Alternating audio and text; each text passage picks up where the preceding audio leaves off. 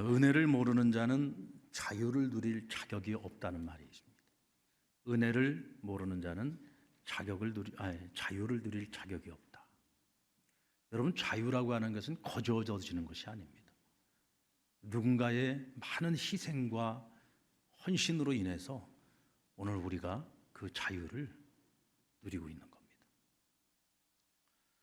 만약 그런 희생과 헌신이 없었다면 우리는 어쩌면 아직도 일본의 식민지 지배를 받고 있을 수도 있습니다. 또 공산화된 한반도에서 현재 북한 주민들이 겪고 있는 그런 고통을 오늘 우리도 겪고 있을런지 모릅니다. 세계 역사를 운행하시며 해방과 자유를 우리에게 허락하신 하나님의 은혜가 아니었다면 우리는 지금 이 자유를 누릴 수 없습니다. 전적인 하나님의 은혜임을 기억해야 합니다. 만약에 우리가 이 은혜를 잊고 살아간다면 우리는 이런 은혜를 입을 자격도 없고 또 이 자유를 언젠가 다시 잃어버릴 수도 있습니다. 마태복음 18장에 나오는 1만 달란트 탕감받은 종의 이야기가 가장 적절한 예라고 할 수 있겠는데요. 한 종이 주인에게 1만 달란트를 빚졌습니다. 여러분, 1만 달란트라고 하는 돈의 가치가 오늘로 따져본다면 한 사람이 매일같이 나가서 노동을 하고 품삯을 받는데 그 품삯을 단 한 푼도 쓰지 않고 몇 년 동안을 일을 해서 모아야 되는 돈이냐면 16년이 아니라 160년이 아니라 16만 년을 벌어야 됩니다. 감이 오십니까? 감이 안 오죠? 한마디로 말하면 1만 달란트라고 하는 이 돈은 그것도 무슨 큰 사업을 하거나 무슨 대기업의 무슨 회장이거나 이런 게 아니고 한 집의 종입니다. 이 사람이 1만 달란트를 갚는다는 것은 불가능한 일이에요.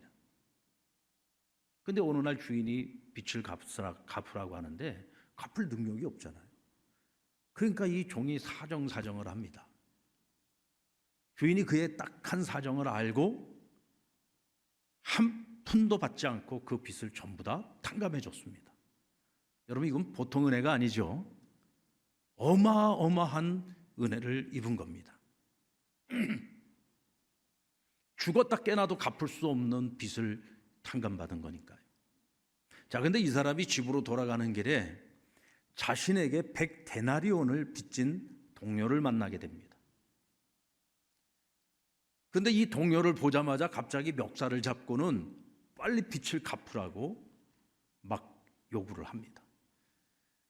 그러자 이 동료가 나에게 시간을 좀 달라. 여러분, 100데나리온이라고 하는 돈은요, 한 사람이 한 푼도 쓰지 않고 100일 동안을 벌어서 모아야 하는 돈입니다. 그러니까 이 빚은 시간을 주면 갚을 수 있어요, 없어요? 시간만 더 준다면 열심히 노력을 해서 갚을 수도 있는 돈입니다. 그렇다고 한다면 이 동료에게 시간을 좀 더 주고 조금만 더 자비를 베푼다면 나중에 돌려받을 수 있는 돈인데도 불구하고 이 친구를 감옥에 가둬버립니다. 그리고는 이 빚을 갚을 때까지 감옥에 있으라는 거예요. 자, 오늘 이 이야기를 그의 동료들이 알게 되었습니다. 그리고는 동료들이 주인에게 달려가서 이 모든 일들을 고합니다. 여러분, 뭐라고 고했을까요? 주인님, 세상에 이렇게 고약한 놈이 어디 있습니까? 세상에 이런 죽일 놈이 어디 있습니까? 주인님께서 평생이 아니라 죽을 때까지 대대손손이 벌어서 갚아도 갚지 못할 돈 1만 달란트를 탕감을 해주셨는데 그런 은혜를 입은 자가 자기에게 100데나리온 빚진 그것도 자신의 동료인 자기 친구를 옥에다가 가두는 세상에 저런 망할 인간이 어디 있습니까? 은혜를 입었으면 은혜를 갚을 줄 알아야 되고 받은 은혜를 흘려보낼 줄 알아야 되는데 저건 인간이 아닙니다. 그리고는 가서 고했겠죠. 주인이 그 이야기를 듣고 1만 달란트 탕감받은 종을 불렀습니다. 그리고 그에게 이렇게 말합니다. 내가 나에게 빌기에 내가 내 빚을 전부 탕감해 주었거늘 내가 너를 불쌍히 여긴과 같이 너도 내 동료를 불쌍히 여기는 것이 마땅한 일이 아니겠느냐. 그리고는 그를 옥졸들에게 보내어서 옥에 가두고 그 빚을 갚을 때까지 나오지 못하게 합니다. 영원토록 그는 감옥에서 자유를 얻지 못한 채 살아가는 신세가 되고 만 거죠. 오늘 이 1만 달란트 탕감받은 종의 문제가 뭡니까? 크나큰 은혜를 입었는데도 불구하고 이 사람은 그 은혜를 다른 사람에게는 베풀 줄 몰랐다는 거죠. 여러분, 오늘 저와 여러분은 하나님 앞에 1만 달란트 탕감받은 종들입니다. 죽었다 깨어나도 내 힘으로, 내 능으로, 내 노력과 내 의지로 우리의 죄 문제 해결할 수 없고 구원받을 수 없는 그런 저와 여러분이 하나님께서 자신의 독생자를 이 땅에 보내셔서 우리의 모든 죄값을 다 지불하게 하시고 그의 희생과 헌신과 죽음으로 말미암아 우리를 구원해 주셨습니다. 내 힘으로 내 능으로 절대로 불가능한 이 모든 죄값을 대신 다 지불해 주시고 우리를 자유인이 되게 해 주셨단 말이죠. 할렐루야. 죄의 종로로 됐던 우리를 자유인이 되게 해 주셨습니다. 하나님의 자녀가 되는 권세를 얻게 해 주셨습니다. 영원히 갚을 수 없는 이 크나큰 은혜를 이분은 오늘 우리에게 마땅한 삶의 자세는 뭐냐? 받은 은혜만큼 그 은혜를 하나님을 섬기는 일뿐만 아니라 우리가 이웃들에게도 흘려보내야 된다는 것입니다. 이것이 하나님께서 우리에게 맡기신 은혜요, 그 은혜를 흘려보내야 되는 우리의 책임이요 사명인 것입니다. 하나님께서 가나안 땅 입성을 앞두고 있는 이스라엘 백성들에게 다시 율법을 가르치시면서 굉장히 중요한 말씀을 해주셨습니다. 우리 18절 말씀을 같이 한번 읽어보겠습니다. 시작. 너는 애굽에서 종되었던 일과 내 하나님 여호와께서 너를 거기서 속량하신 것을 기억하라. 이러므로 내가 내게 이 일을 행하라 명령하노라. 자, 먼저 내가 애굽에서 종되었던 일을 기억하라고 말씀합니다. 너희가 구원을 얻기 전에, 너희가 애굽에서 자유를 얻고 해방을 얻기 전에 너희 신세가 어떤 신세였는지 절대로 잊지 마라. 반드시 기억해야 된다라고 말씀하신 거죠. 이스라엘은 그들의 조상인 야곱이 자신의 가족 남자들만 70명이니까 한 200명 정도 되는 가솔을 이끌고 애굽으로 이주를 합니다. 가뭄을 피해서 이주를 한 거죠. 그의 아들 요셉이 총리로 있었어요. 7년 대가뭄의 때에 그렇게 애굽에 이주를 함으로써 그 가족이 다 살아남을 수가 있었습니다. 그리고 요셉은 하나님이 주신 지혜로 애굽 사람들을 그 7년 대가뭄의 때에 다 죽지 않고 살게 했고 또 고대 근동 지역에 있던 많은 사람들을 살리는 구원자의 역할을 했습니다. 그래서 요셉을 아는 바로가 애굽을 다스리고 있을 때에는 그들이 다 자유인의 신분이었어요. 그리고 바로가 그들에게 살기 좋은 땅을 그들에게 선물로 주어서 그 땅에서 본래 그들의 본업인 목축업을 하면서 풍요로운 삶을 살았습니다.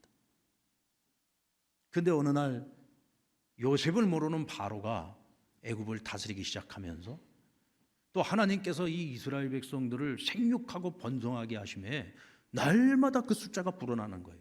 위협을 느꼈습니다. 그래서 그들을 하루아침에 노예 족속으로 전락을 시켜버립니다. 그래서 그때부터 애굽 땅에 있던 그 이스라엘 민족을 부를 때 히브리 백성이라고 불렀습니다. 이 히브리라고 하는 뜻은 노예라는 뜻입니다. 그래서 이것을 헤브로라고 부르는데 우리식 발음대로 하면 히브리 민족이다 이렇게 부르는 거예요. 노예 족속이 돼버린 겁니다. 그러니까 그들이 430년 동안 애굽에 가서 사는 동안에 노예 족속으로 살았던 세월이 수백 년이란 말이죠. 그 기나긴 세월을 그들은 자유를 잃어버린 채 인권을 유린당한 채 착취와 억압 속에서 노예 신분으로 살아야 했던 겁니다. 자, 출애굽기 3장 7절로 8절 말씀을 우리 같이 한번 읽어보겠습니다. 시작.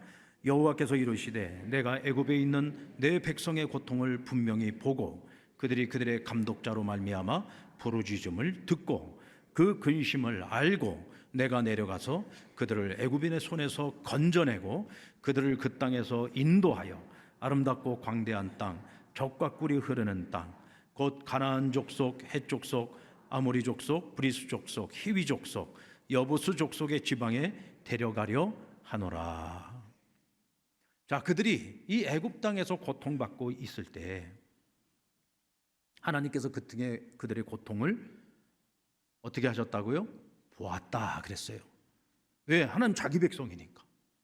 그들이 고통받고 있는 것을 보고 계셨어요.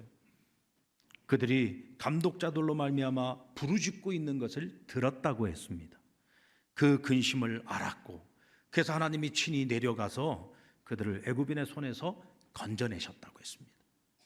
그리고 그들을 인도하여 하나님이 약속하신 아브라함과 야곱과 이삭에게 약속하셨던 그 젖과 꿀이 흐르는 약속의 땅 가나안으로 그들을 인도해 내시겠다는 것입니다.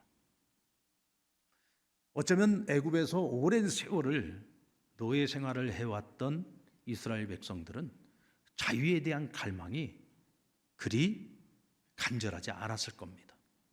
왜 그랬을까요?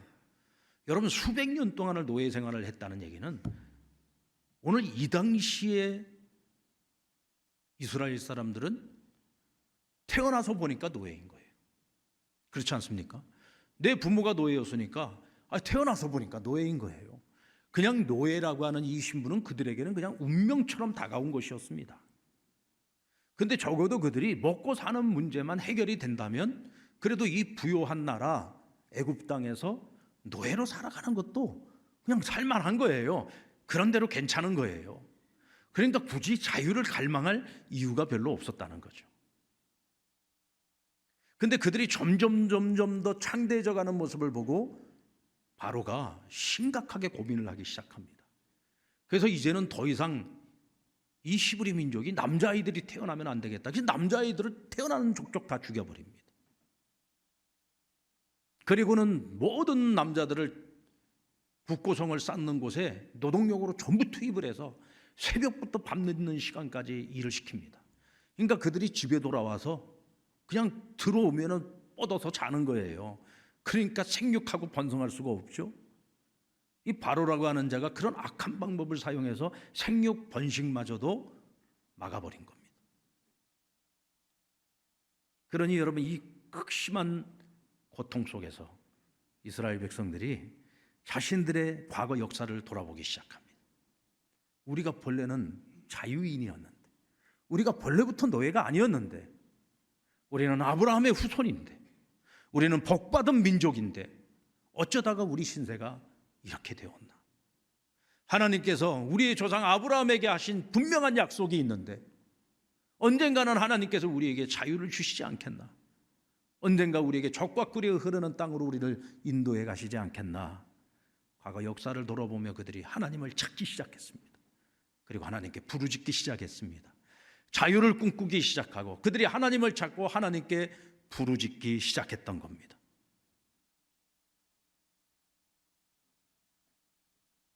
여러분, 때로는 이 극도의 고난과 고통이 우리로 하여금 영적으로나 정신적으로 깨어나게 합니다. 지금 이대로도 괜찮아. 뭐 이만하면 살만하지. 그런 운명론에 사로잡혀서 앞으로 미래적으로 발전적으로 나아가고자 하는 꿈을 접어버리고 그냥 현실에 안주하면서 살아가는 삶이 아니라 이제는 좀 더 나은 인생, 좀 더 나은 삶을 살아가기 위해 지금 나를 단단하게 둘러싸고 있던 그 굳어진 껍질을 벗기고 그 껍질을 깨고 나오기 위해서는요, 안주하는 삶을 통해서는 불가능합니다. 만족하는 삶에서는 불가능합니다. 도저히 버틸 수 없고 도저히 견딜 수 없는 그 고난의 자리에 있을 때에만이 우리는 희망을 가지고 우리를 가로막고 있는 그 장벽을 깨트리고 나올 수 있는 거예요. 이스라엘이 자유를 꿈꿀 수 있도록 하기 위해 하나님은 고난의 역경을 통해서 이스라엘이 다시 하나님을 찾도록 만들었던 겁니다. 사랑하는 여러분, 오늘 저와 여러분에게 어떤 고난의 시간, 고통의 시간이 있다면 오늘 내가 깨부수고 나가야 될 그 어떤 껍질이 우리를 가로막고 있다는 사실을 기억하셔야 됩니다. 어쩌면 그 고통도, 그 시련도, 그 고난도 원망거리가 아니라 언젠가 시간이 지나고 뒤돌아보면 그것이 감사한 일이었다는 것을 알게 될 겁니다. 하나님은 이스라엘을 그렇게 애굽으로부터 자유를 갈망하는 백성으로 만드셨던 겁니다. 그리고 하나님은 그들을 애굽에서 이끌어내셨습니다. 그들을 애굽에서 이끌어내기 위해 하나님이 하신 일 무엇입니까? 모세라고 하는 출애굽의 지도자를 준비하셨습니다. 그가 태어나던 때에 같은 또래의 아이들, 남자아이들은 전부 죽임을 당합니다. 그런데 그 속에서도 하나님은 갈대상자의 그 아이를 담아 유일한 생존자가 되게 하셨고, 바로의 궁전에서 40년 동안을 리더십 교육을 받습니다. 그리고 광야의 지도자로서 40년의 훈련을 받게 하시고 그의 나이 80이 되었을 때 하나님 그에게 찾아오셔서 그에게 능력을 부여하시고 출애굽의 사명을 맡겨주셨습니다. 여러분, 200만이 넘는 애굽의 최고의 노동력입니다. 그런데 바로의 입장에서 그들을 해방시키고 싶었겠습니까? 그들을 애굽 땅에서 내보내고 싶었겠습니까? 그러니까 10가지 재앙이 임할 때까지 두 손 들지 않았던 거죠. 허락하지 않았습니다. 그러나 결국은 하나님의 능력 앞에 두 손 들고 이스라엘 백성들을 내보내게 됩니다. 누가 하신 겁니까? 하나님이 하신 겁니다. 그들이 나갈 때 빈손으로 나갔습니까? 그들의 주인들이 그들에게 은혜를 베풀게 했습니다. 막상 보내놓고 보니 바로가 화딱지가 나서 견딜 수가 없습니다. 그래서 애굽의 군대를 뒤쫓게 하였고 그들을 몰살시키려는 계획으로 쫓아갔습니다. 그러나 하나님께서는 홍해바다를 가르셔서 이스라엘 백성들을 구원하시고 그 쫓아오는 바로의 군대가 홍해바다에 수장되는 모습을 보게 하셨습니다. 하나님의 구원을 경험하게 하신 겁니다. 할렐루야, 할렐루야. 그렇게 구원받은 이스라엘 백성들입니다. 단 1%의 가능성도 없는 자유, 그 자유를 하나님께서 이와 같은 기적의 방법으로 그들에게 허락해 주신 겁니다. 그러게 하나님께서 말씀하십니다. 너희가 애굽에서 어떻게 나왔느냐? 너희가 애굽에서 나오기 그 이전에 너희가 어떤 삶을 살았었는지 절대로 잊어서는 안 된다. 반드시 기억해야 된다. 여러분, 지난 날을 기억하지 못하는 자들은요, 은혜를 기억하지 못한다는 얘기입니다. 지난 날을 기억하지 못하는 자들은 방자히 행하게 되어 있습니다. 그래서 우리는 지난 날을 기억해야 됩니다. 여러분, 이스라엘 백성들만 포로된 삶, 노예의 삶을 경험했던 게 아닙니다. 저와 여러분도 한때는 포로되었던 시절이 있었고 노예로 살았던 시절이 있었습니다. 정치적이거나 어떤 사회적 구속이 아니라 영적으로 포로되고 노예된 시절이 있었습니다. 자, 우리 누가복음 4장 18절 말씀을 같이 한번 읽어볼까요? 시작. 주의 성령이 내게 임하셨으니 이는 가난한 자에게 복음을 전하게 하시려고 내게 기름을 부으사 포로된 자에게 자유를, 눈먼 자에게 다시 보게 함을 전파하며 눌린 자를 자유롭게 하고 주의 은혜의 해를 전파하게 하려 하심이라.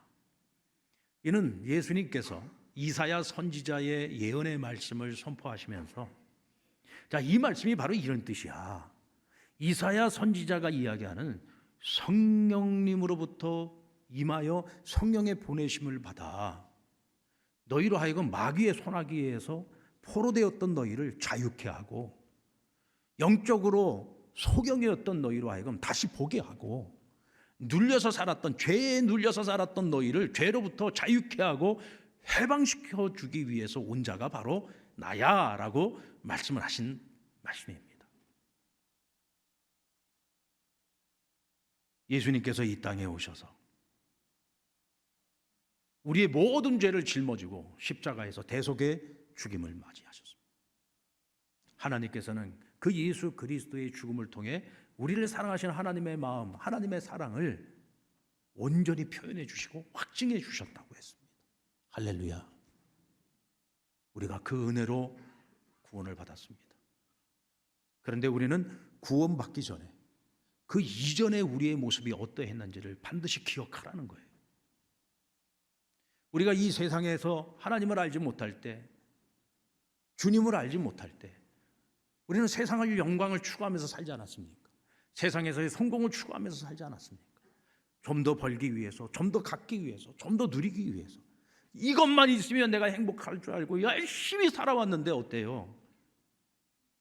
그렇게 살아왔는데 행복했습니까? 그렇게 살아왔는데 만족스러웠습니까?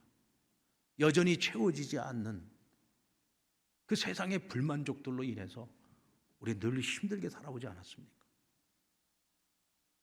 근데 예수님 만나고 구원받고 보니, 하나님의 은혜를 잊고 보니 그 모든 것들이 헛되고 헛된 것인 것을 알았습니다. 그리고 나니까 이제는 세상의 것을 내가 더 많이 갖지 못해도, 더 많이 얻지 못해도, 더 많이 누리지 못해도 내가 주님 한 분만으로 만족하고 주님 한 분만으로 감사하고, 오늘 우리가 그런 삶을 살아갈 수 있게 되었다면 우리는 정말 큰 은혜를 입은 자들입니다. 그 은혜를 알기까지 우리 그 이전의 삶을 잊지 말자는 거죠. 잊지 말자는 겁니다. 죄 가운데서 살았던, 죄에게 종노릇하며 살았던, 마귀의 포로로 살았던 그 지난 날의 우리의 모습을 절대로 잊지 말자는 것입니다. 지난번에 우리가 나도 간증자다 시간에 그 첫 번째 시간이 뭐였습니까? 골판지 간증이었잖아요. 골판지에다가 한 면에는 내가 예수님 만나기 이전의 모습을 기록하고, 한 면에는 예수님을 만난 이후의 내 모습을 기록해서 우리 성도들에게 그냥 보여만 주는 거였습니다. 그런데 그 시간을 통해 우리가 얼마나 은혜를 받았습니까? 그래, 내가 저 자리에 선다면 예수님 만나기 이전의 내 모습은 어떤 모습이었을까? 그리고 주님 만나고 난 이후에 변화된 내 모습은 어떤 모습인가? 그러면서 한 번쯤 내가 주님을 알기 전, 주님을 만나기 전, 구원을 얻기 전에 지난날에 그 공허했던 내 삶, 허무했던 내 인생, 행복하지 않았던 내 삶을 다시 한번 돌아보는 그런 시간을 가졌을 줄로 믿습니다. 여러분, 우리가 주님 만난 이후의 삶도 중요하지만 그 이전의 삶을 기억하는 것도 그래서 중요한 겁니다. 그래야 우리가 교만하지 않을 수가 있습니다. 하나님 앞에서 교만할 수 없고 사람들 앞에서도 우리는 교만할 수 없습니다. 우리가 자기의 의의를 자랑할 수도 없고 누군가를 함부로 판단하거나 누군가를 함부로 정죄할 수도 없는 겁니다. 왜요? 우리가 바로 1만 달란트 탕감받은 종이기 때문에 그렇습니다. 우리가 그런 은혜를 입었는데, 그 은혜를 입기 전에 정말 우리의 인생이라는 게 정말 한심한 삶이었는데 우리가 무엇을 자랑할 것이 있고 우리가 누구를 함부로 판단하고 정죄할 것입니까? 그러므로 우리가 절대로 잊지 말아야 될 것 두 번째는 여호와께서 우리를 어떻게 속량하셨는지를 기억하라. 이스라엘 백성들을 하나님께서 어떻게 속량하셨습니까? 어떻게 그들이 노예로서의 그 빚을 다 갚아주고 어떻게 그들을 자유인이 되게 만드셨습니까? 이스라엘이 한 거 아무것도 없어요. 아까도 말씀드린 것처럼 하나님께서 계획하셨고 하나님께서 실행하셨고 하나님께서 모든 것을 가능하게 하셨습니다. 단 1%의 가능성도 없는 자유를 그들 하여금 얻게 하셨단 말이죠.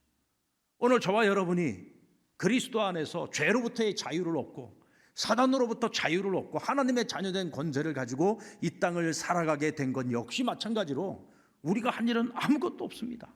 전적인 하나님의 은혜로 다 이루어지지 않았습니까? 로마서 5장 8절 말씀, 우리가 아직 죄인 되었을 때 그리스도께서 우리를 위하여 죽으심으로 하나님께서 우리에 대한 자기의 사랑을 확증하셨느니라. 할렐루야. 에베소서 2장 8절 말씀, 너희는 그 은혜에 은하여 믿음으로 말미암아 구원을 얻었나니 이것이 너희에게서 난 것이 아니요 하나님의 선물이라. 할렐루야. 우리가 어떻게 믿음에 이르게 되었습니까? 하나님 우리에게 성령을 보내셔서 우리로 하여금 믿음을 갖게 하셨다는 거예요. 믿음도 선물로 주어진 거예요. 그 믿음으로 말미암아 구원을 얻은 것도 선물로 얻은 것입니다. 내가 한 거 아무것도 없어요. 전적인 하나님의 은혜로 우리에게 선물로 주어진 것입니다. 하나님이 어떻게 우리를 구원하셨느냐? 하나님의 독생자이신 예수 그리스도를 이 땅에 인간의 몸으로 보내셔서 십자가에서 우리의 모든 죄를 대속제물이 되시기 위하여 피 흘려 죽으셨단 말이죠. 그 은혜로 인하여 우리가 구원받은 겁니다. 이것을 잊지 말아야 된다. 이것을 잊지 말아야 된다는 겁니다. 이것을 잊지 말아야 한다는 것입니다. 그러므로 너희는 이렇게 행하라고 말씀하십니다. 은혜 입은 너희가 은혜를 베풀며 살라. 1만 달란트 탕감받았던 종이 100데나리온 자신에게 빚진 동료에게 은혜를 흘려 보내야 하는 것이 마땅한 일인 것처럼 하나님께 1만 달란트 탕감받은 우리는 우리에게 빚진 자들에게 은혜를 베풀어야 된다. 세상에 하나님의 은혜를 흘려 보내야 된다. 아직도 주님을 알지 못하고 세상에서 방황하는 그 수많은 영혼들에 대하여 복음을 먼저 받은 자로서의 책임을 감당해야 되고 그 받은 은혜를 그들에게 흘려보내기 위해 복음 전해야 될 사명이 우리에게 있다는 것입니다. 아멘입니까? 19절로 22절까지의 내용을 보면 계속해서 남겨두라는 말씀을 주고 있습니다. 남겨두라, 남겨두라. 19절 말씀 우리 같이 한번 읽어볼까요? 시작. 내가 밭에서 곡식을 빌 때에 그 한 뭇을 잊어버려거든. 다시 가서 가져오지 말고 나그네와 고아와 과부를 위하여 남겨두라. 그리하면 내 하나님 여호와께서 내 손으로 하는 모든 일에 복을 내리시리라. 아멘. 자, 밭에 나가서 너희가 곡식을 추수할 때 어떻게 하라고요? 곡식을 추수하다 보면 이삭들이 떨어지잖아요. 그러면 너희가 단을 다 거두고 난 다음에 떨어져 있는 이삭을 다시 주워오지 말라는 거예요. 그냥 그것은 남겨두라는 겁니다. 왜요? 너희 이웃들 가운데 고아와 객과 과부들이 있지 않느냐. 그들은 누군가의 도움 없이는 살아갈 수 없는 사람들이니 그들에게 자비를 베풀어 주라는 겁니다. 곡식만이 아닙니다, 여러분. 감람나무를 떨어서 열매를 딸 때에 열매 가운데 따지 않은 열매들이 있으면 그것을 다시 따지 말고 남겨두라는 거예요. 포도나무 열매도 역시 마찬가지입니다. 포도원에 따지 않은 열매들을 남겨두라는 겁니다. 이웃을 위해서 남겨두라는 거예요. 여러분들 우리 창원에는 감나무가 많습니다. 여러분들 감 열매를 따고 다 땁니까? 조금 남겨둡니까? 그렇게 다 따버리면 안 됩니다. 감을 따고 항상 우리는 조금 남겨두잖아요. 누구를 위해서 남겨둡니까? 예? 누구를 위해서? 잘 안 들립니다. 사람을 위해서? 네. 새들이 와서 쪼아 먹으라고. 그렇죠. 여러분들 남겨진 감을 보면은 새들이 와서 쪼아 먹는 걸 볼 때가 있을 거예요. 그리고 새들이 먹다가 남겨두고 간 또 감이 있어요. 저는 이게 참 우리 좋은 전통이라고 생각합니다. 우리가 다 따서 우리만이 다 취하는 것이 아니라 동물들과도 같이 나누는 거죠. 짐승과도 같이 나누는. 또 그것을 지나가는 이웃들이 하나 정도 따먹고 갈 수 있도록 남겨두는 겁니다. 받은 은혜는 그렇게 흘려보낼 줄 아는 것이 사람으로서 마땅한 일이고 은혜 받은 자로서 마땅한 삶이라는 것입니다. 룻기서에 나오는 보아스라고 하는 인물이 있는데요. 그는 하나님의 뜻대로 사는 사람이었습니다. 추수 때가 되었습니다. 그는 추수를 하는 가운데 저절로 떨어진 밀 이삭들만 남겨둔 것이 아니라 일부러 단에서 한 뭉치씩 빼가지고 일부러 그것을 더 떨어뜨려 놨습니다. 그래서 그곳에 이삭 줍기를 하러 나온 고아와 객과 과부들이 있으면 그것을 가지고 가 은혜를 입도록 한 것이죠. 하나님께서 그를 얼마나 귀하게 여기셨는지 그곳에 이삭 줍기를 하러 왔던 나오미의 이방인 며느리 룻을 주목하게 하셨고 또 룻이 그 은혜를 잊게 하였고 결국은 이 아름다운 룻이 보아스의 아내가 됩니다. 그리고 그에게 아들을 낳아주었고 그 아들은 그의 시아버지 집안의 가문을 계속해서 이어가고 기업을 이어가는 자고 삼게 됩니다. 그리고 룻은 예수 그리스도의 족보에 그 이름을 올리게 됩니다. 사랑하는 여러분, 너희가 이와 같이 행하면 내가 너희에게 복을 주겠다고 분명히 약속하지 않았습니다. 하나님께서는 하나님의 뜻대로 행하는 보아스에게 복을 주셨습니다. 여러분, 훗날 이스라엘 백성들이 왜 망하고 나라를 빼앗기고 포로로 끌려가는 비극의 역사를 경험하게 되었습니까? 하나님께서 이와 같이 은혜를 흘려보내는 이런 삶을 살아가라고 그들에게 희년의 법을 주어 노예되었던 자들을 50년이 되면 풀어주고 자식들 집으로 돌려보내는 법을 만드셨는데, 이와 같이 소외된 자들, 가난한 자들에게 은혜를 베풀라고 하나님께서 그것을 법으로 정하셨음에도 불구하고 이스라엘은 타락의 길을 걸어갈 때 오히려 가난하고 헐벗은 자들을 더 핍박하고 그들의 기름을 짜내듯이 그들을 괴롭히고 힘들게 했습니다. 그리고 하나님의 희년의 법을 지키지 않았습니다. 이때 그들은 나라도 잃어버리고 하나님의 영광을 잃어버리고 하나님께 욕을 드리고 모든 것을 빼앗긴 채 포로로 끌려갔던 겁니다. 하나님의 뜻대로 살아가는 자에게는 복이 임하지만 은혜를 알지 못하고 은혜를 흘려보내지 못하고 하나님의 뜻을 거역하는 자들에게는 결국은 하나님의 벌이 임하여 은혜도 빼앗기고 또다시 자유를 잃어버리는 비극을 맞이하게 되는 겁니다.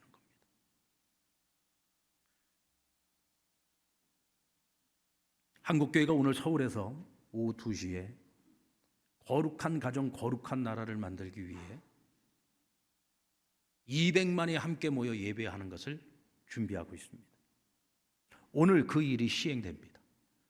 모이는 인원 100만, 온라인으로 함께 예배하는 인원 100만, 그리고 한 사람이 10,000원씩 헌금을 해서 200억을 모아서 우리가 사회에 어려운 이웃들에게 함께 나누기 위해 그것을 헌금을 하게 됩니다.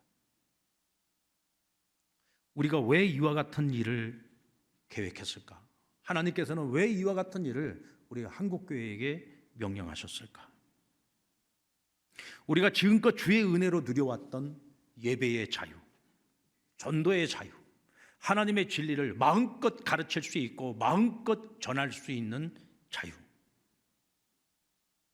진리를 따라서 살아갈 수 있는 자유, 이 자유를 우리가 빼앗기지 않기 위해서입니다.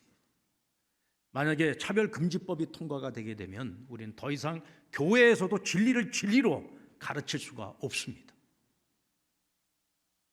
죄를 죄라고 말할 수가 없고 악을 악이라고 말할 수 없는 비극이 우리에게 찾아옵니다.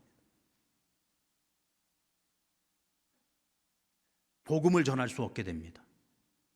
지금은 복음을 전하라고 해도 우리가 전하지 않아서 문제지만 나중에는 복음을 전하고 싶어도 복음을 전할 수 없는 그날이 올 수 있습니다.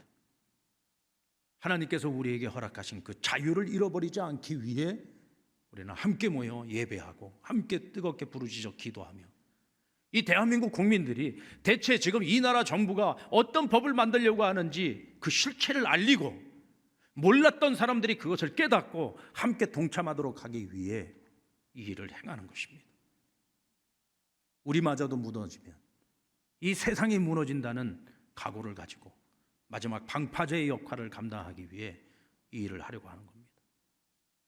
앞으로 우리 다음 세대, 우리 살아가는 자녀들이 살아가야 될 그 세상에서 우리가 누렸던 그 자유를 그들이 잃어버리지 않고 그 자유를 계속 누릴 수 있도록 해주기 위해 우리가 지금 해야 할 일을 하려고 하는 겁니다. 그 누군가가 대신 해주겠지라는 생각을 한다면 그건 직무유기요. 그건 정말 부끄러운 일인 겁니다. 누군가가 해주겠지가 아니라 우리가 그 일을, 그 역할을 감당해야 하는 겁니다. 만약 우리가 은혜를 기억하지 못하고 우리가 해야 할 일을 하지 못한다면 언젠가 자유를 잃어버리고 난 후에 후회해도 소용없는 그날이 찾아올 수 있습니다. 우리가 종되었던 그 시절을 잊지 마십시다. 그 불행한 역사, 그 불행한 시간으로 돌아가지 않으려면 우린 지금 해야 할 일을 반드시 해야 합니다. 여러분, 다음 주일은 추수감사주일입니다. 한 주간, 아니 한 해 동안 하나님께서 우리에게 베푸신 은혜를 기억해야 합니다. 그리고 받은 은혜를 이제 하나님 앞에 감사하면서 또한 그 은혜를 흘려보내야 합니다. 그래서 우리가 한 주간 동안을 하나님의 은혜를 돌아보고 내가 하나님께 감사하지 못했던 것들을 감사하고 또 하나님 앞에 감사의 마음을 전하고 또 우리 이웃을 돌아보고 세상 속에서 우리가 마땅히 감당해야 될 우리 역할이 무엇인지를 돌아보고 하나님 앞에 결단하는 그런 한 주간의 삶이 되고 또 그런 주일을 다음 주는 추수감사주일을 맞이할 것입니다. 여러분, 은혜를 기억하지 못하고 은혜를 깨닫지 못하는 사람은 자유를 누릴 자격이 없습니다. 은혜를 누릴 자격이 없습니다. 오늘 저와 여러분이 기억하여 정말 하나님께서 보기를 원하시는 교회, 하나님께서 보기를 원하시는 성도의 삶을 살아낼 수 있는 저와 여러분 되시기를 우리 주님의 이름으로 축원합니다.